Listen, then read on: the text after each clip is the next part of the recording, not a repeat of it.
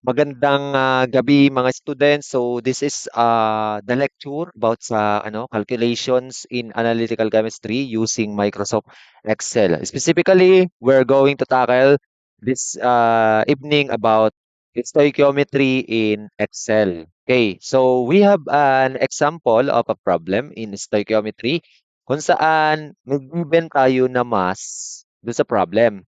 2.33 grams. Tapos, hahanapin nyo yung equivalent na grams ng another reactant na able to react sa kanya. Or enough grams nitong reactant to na magre-react sa kanya. Then, how many grams ng product here on the other side of the equation ang perform. Okay, in our manual calculation, so we use calculator, our ball pen, in the paper to solve this kind of problem. Okay, so let's show muna kung paano yung pagkakasolve nito in terms of manual operation before natin dalhin sa automated dun sa ating Excel. Ang ano kasi nung Excel, pagka nailagay nyo na dun yung definite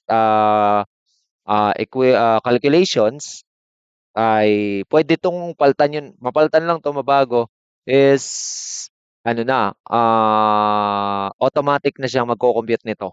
Magbabago din 'to. Pero ngayon, this time, let's design kung paano yung Excel nito. Pero bago natin ma-design, gawin muna natin yung manual nito. So let's start with the given which is 2.33 grams. Then yung 2.33 grams of Na2CO3, we're going to convert this, or we're going to get kung ano yung equivalent na grams dito kay silver nitrate na magre-react dito sa gantong grams. So, may nakikita tayong stoichiometric ratio, we can use that, and also the molar mass of this. Now, before natin siya malaman kung ilang grams nitong kabila ang ating gagamitin para dito, we need to multiply it to its ah, molar mass para maging mole. Kasi kailangan nyo pa itong gawing mole para ma-transpose nyo itong anong ito, quantity na ito into the quantity of the other reactant. Okay? So let's try to let's now multiply it to the mole using its molar mass. So we can see that the molar mass of this sodium carbonate, according to our data table, is 106.0. Okay, so let me write 106.0 per 1 mole ng Na2CO3. Okay. So in this part ng calculation, mako-convert natin yung ating quantity into mole of sodium carbonate. Now, after we convert into mole of sodium carbonate, we are going to convert it to the equivalent mole to the reactant 2. Ilang mole ng reactant 2 ang needed to react sa kanya? So, mako-convert natin yan by multiplying it to a stoichiometric ratio. Makikita natin na according to our stoichiometric ratio, for every 2 mole of silver nitrate, we reacted 1 mole of sodium carbonate. Okay, so now, let's plug in the stoichiometric ratio. Lalagay po natin sa baba yung kaparehas nung nasa taas para makancel. That is sodium carbonate. Tapos sa taas, yung ating hinahanap na ah, yung ating another reactant which is silver nitrate. Okay, now we're going to plug in the stoichiometric ratio. So kung mapapansin nyo, we multiply it by 2/1. Okay, now ang needed po na mag-react dito sa 2.33 grams na silver nitrate is makukuha nyo sa pamamagitan nitong series of calculation na 'to. Now, para naman makuha nyo yung amount ng grams ng silver nitrate na magre-react dito kay 2.33 grams ng ah, sodium carbonate, we're going to multiply the silver nitrate into its molar mass. Okay, yung kanyang mole, i-convert mo sa mass niya by multiplying the mole to the molar mass. Okay, lagay uli natin ang AgNO3. Okay, so 1 mole niya ay equal sa 169.9 grams per mole. So, 169.9 grams ang kanyang molar mass ng AgNO3.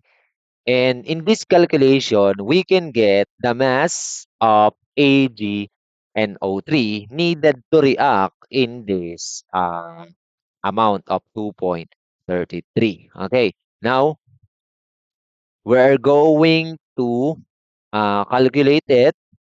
And makukuha nyo dito sa series ng calculation na ito, okay, ang ating mass ng AgNO3. So, let me cancel here.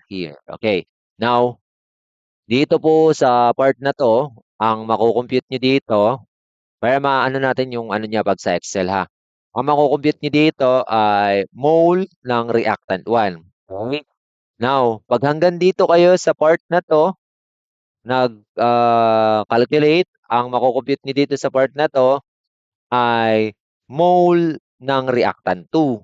Now, if ever na gusto niyong kunin hanggang grams ng reactant 2 na needed to react with this amount, we can calculate hanggang dito sa molar mass ng reactant 2. That is for the amount or stoichiometric calculation between the two reactant. Now, how about the stoichiometric calculation from this amount? Papunta naman tayo sa grams ng ating product. So, ganun uli, mag-start ka uli po sa 2.33 grams ng Na2CO3. Now, dadaan ka uli dun sa mass na or molar mass ng Na2CO3. So, we have to put the molar mass of Na2CO3. So, we have 1 mole of Na2CO3 divided by 106.0 grams of Na2CO3. Now, dito sa calculation na ito, ang makukuha nito ay mole ng R1. Now, kukunin natin kung ilang mole ng product natin ang mapuro-produce nitong mole ng R1. Since kung mapapansin nyo, meron silang 1:1 stoichiometric ratio. May meaning to say, kung ilang mole ito, pag kinonvert nyo ito sa mole, yun na din yung mole ng ating product. Okay. So, bale kasi, pagka tinimes nyo ito dito sa stoichiometric ratio, we're going to copy the Na2CO3. Tapos, sa taas ay Ag, which is 2CO3. Okay, which is our product. Meron po tayong stoichiometric ratio na 1:1. Meaning to say, kung ano yung mole na nakuha nyo dito sa first calculation na to, yun lang din po yung mole na lalabas na equivalent kay product kasi 1:1 lang yung ratio nila. Okay? Sana na-get nyo yung relationship na yan.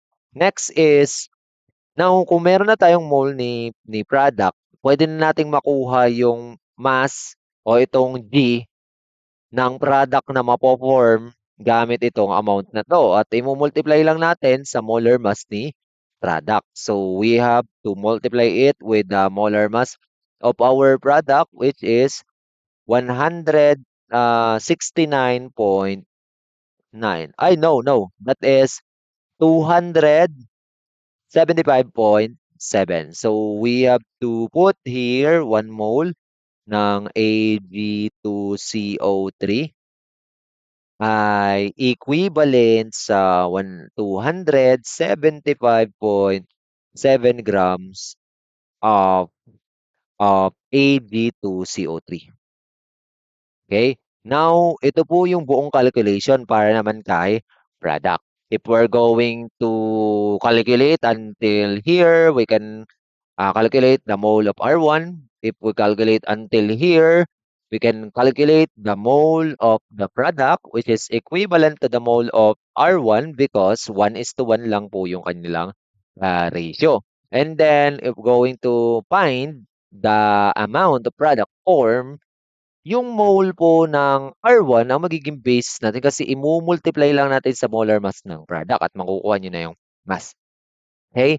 Now, let's analyze kung ano yung magiging formula natin when it comes to Excel, yung automated na formula. Pero hindi na kayo pa ulit-ulit magka-calculate ng ganito. Ang gagawin nyo kasi, pag nilagay nyo siya sa Excel, ganito po yung mangyayari sa ating magiging sagot. Okay? So, bale, class, ito po yung template na I suggest na pwede nyo namang i-adapt pero depende sa inyo kung anong design nyo yan sa Excel nyo. Dito sa taas po ng aking table, may nakalagay po, given quantities. Ito po yung quantity in number kasi sa Excel po bawal pong pagdikitin ang number at saka text. Pag i-encode nyo sa formula, dapat number lang talaga. So dito natin ilalagay number, dito natin ilalagay yung units, at dito natin ilalagay kung ano yung mga quantity na nire-represent ng mga number. Okay? So the same is true with this calculations. Ganon din po. Dito po naman, ang i-encode nyo dito, formula. Dito po sa calculations, ang gagawin nyo dito, ito po yung mga hinahanap ng problem. Dito nyo siya gagawa ng formula. Okay? If maka-search na kayo ng iba't ibang version ng problem sa stoichiometry, much better po yan para mas ma-design nyo na yung mga Excel format para sa mga stoichiometric calculation para hindi na kayo nagka-calculate ng ganito ng paulit-ulit at naka-Excel na lang po yung pagka-calculate natin ng mga stoichiometric calculation when it comes to laboratory setting. Okay? So now, ganito po ang gagawin natin. 'Di ba po sabi dito, given quantities. Ang gagawin nyo, dito po sa side na 'to, lalagay nyo yung label. Kunyari, ito, mass R1. So, ang R1 natin, this one is the R1, Na2CO3. Tapos, ang given po niya ay 2.33. Lagay nyo po yung given. Tapos, units niya ay gram lang. Yung units po or gram, hindi po yan kasama sa calculation. Ito lang po yung ano nyo sa formula, i-involve. Okay? Next, molar mass of R1. So, yung molar mass of R1, if you're going to calculate is 106.0, given din po yan. Usually po sa problem kasi ng stoichiometry, may given pong molar mass ang mga quantity ng mga compound. Ano? Okay. Next, stoichiometric ratio. Bakit po kaya 2 yung stoichiometric ratio?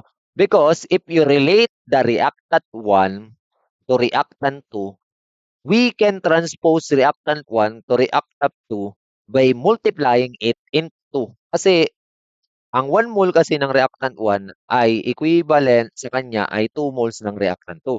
If we're going to go back to our calculation, kung mapapansin nyo yung relationship ito, tapos ang stoichiometric ratio po nung dalawa kasi is 'di ba, ito Na2CO3 tapos sa baba ito. So 1 yung nasa baba, 2 yung nasa taas. So imu-multiply niyo sa 2 kaya yung makikita niyo sa stoichiometric ratio dito sa Excel ay multiplied by 2 para ma-transpose itong quantity na nasa taas into the amount of the reactant dito.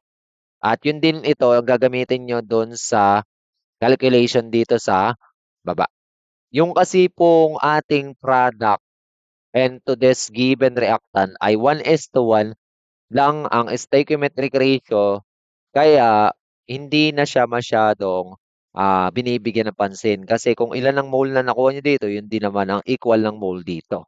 Okay? And we can use that in this calculation. Next.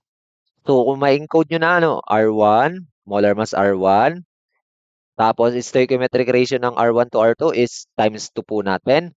Then, R2 po natin is AgNO3. Lagay nyo lang yung name niya. Tapos, molar mass ng AgNO3 ay 169.9. Kung mapapansin niyo po, blanco po yung ating amount ng AgNO3 kasi isasama po natin yan sa calculation dito sa baba sa ating formula.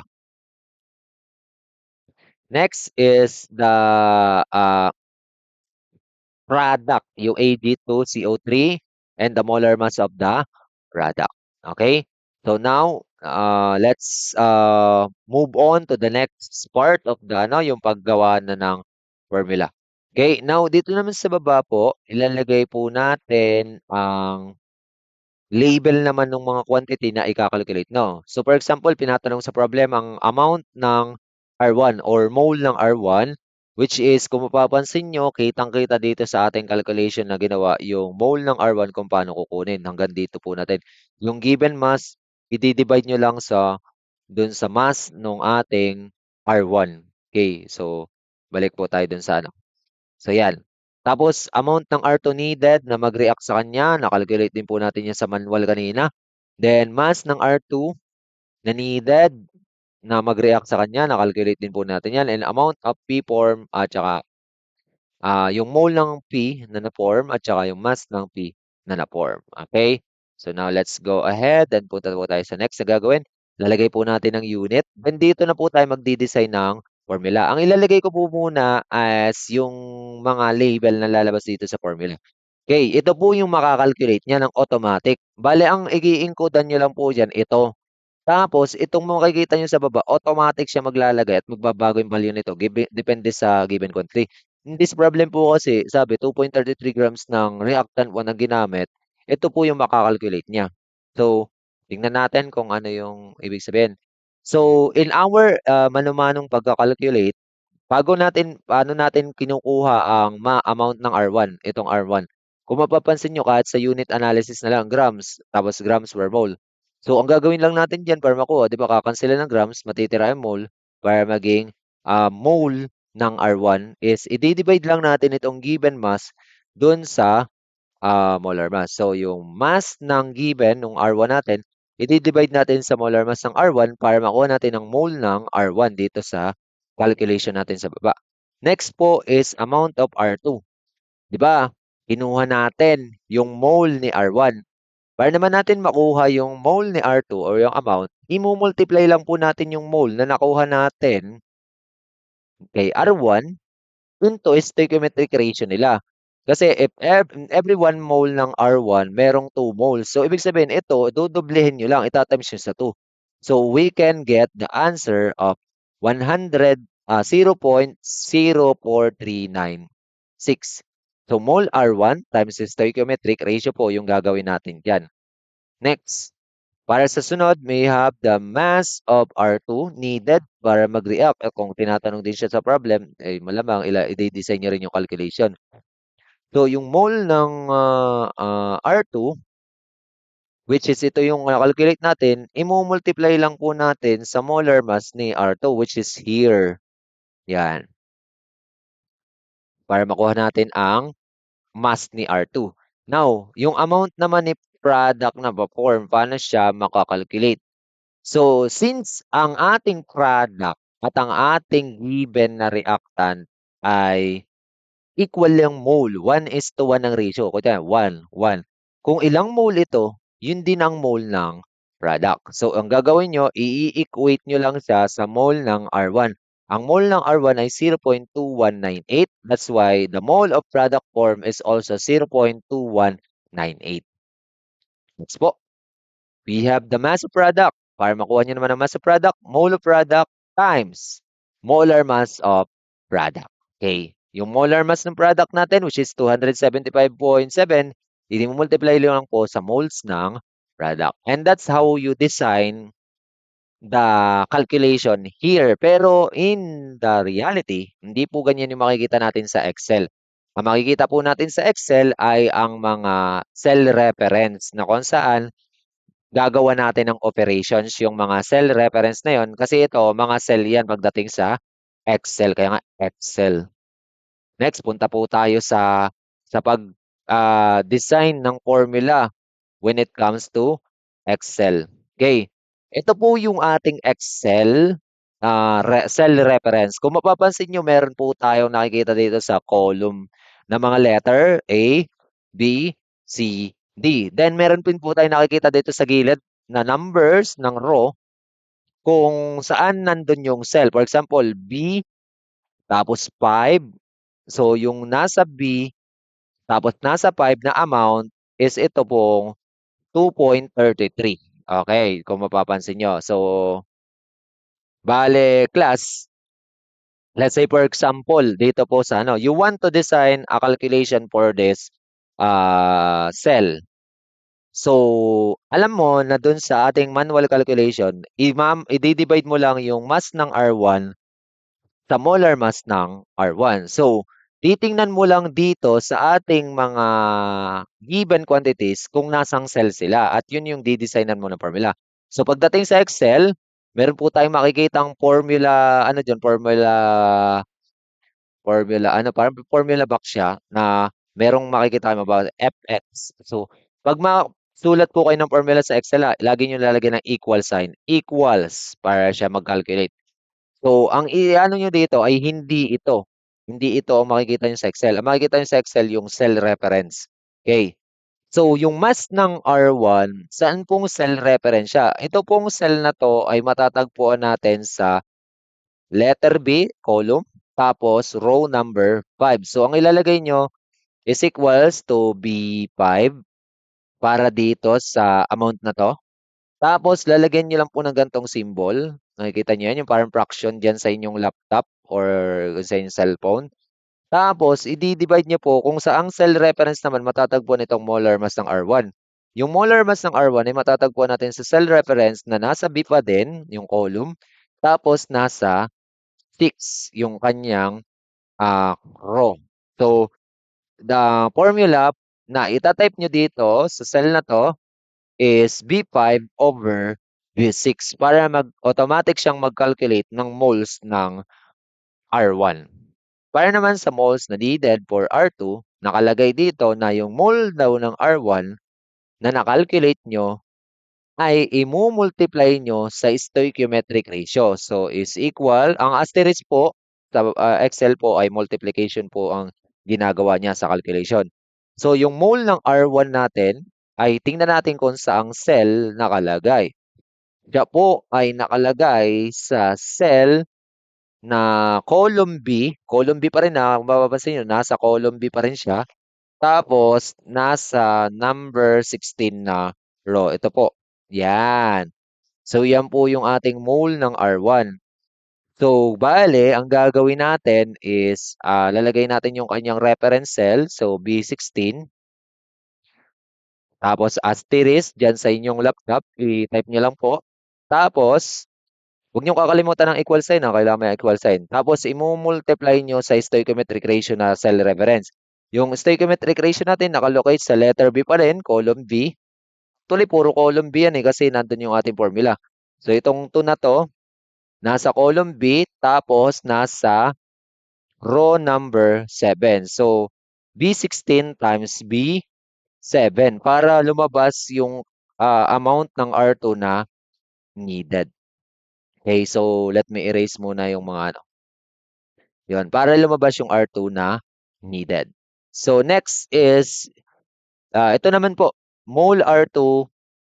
Para naman makuha yung amount ng R2 na needed to react with 2.32 grams, 33 grams ng R1, we're going to multiply R2 with its molar mass. So, mapapansin nyo, yung mole ng R2 ay calculated na po at siya ay located sa letter B again, letter B, tapos row 17. So, is equal to, yung mole ng R2 ay nasa B number 17. Tapos, imumultiply natin gamit ang asterisk, times yung ano natin, yung molar mass. Yung mole na R2, i-multiply nyo sa kanyang molar mass, which is sa ang cell located sa letter B uli, which is here, ito po siya. And nasang row po yung 169.9, nasa row number 9. So, B9. So, B17 times B9. Okay? Next, we have mole of product form. So, since makikita nyo naman sa ating stoichiometric relationship na 1:1 sila, ibig sabihin, kung ilang mole ang R1, ito po yung R1 yun din po yung mole ng product. Okay? So, If this is the mole of R1, i-equate niya lang natin yung cell na yan dun sa amount ng product. Okay, so if that is the case, equals mole R1, so i-equate nyo lang itong cell na to ha, itong cell na to, type nyo lang equal sign, tapos saan matatagpo ang cell yung mole ng R1? Nasa B number 16. So, equate nyo lang sa B16 para lumabas po yung mole ng product form since sila ay 1:1. Next, para naman makuha yung mass ng product form, we are going to multiply mole of product times molar mass of product. So, kung mapapansin nyo, yung mole ng product natin na na-form ay 0.21 at located siya sa B number 21. So, is equals to B21 asterisk, multiply natin sa molar mass ng product which is 275.7 na located sa B number 11. So, times B11.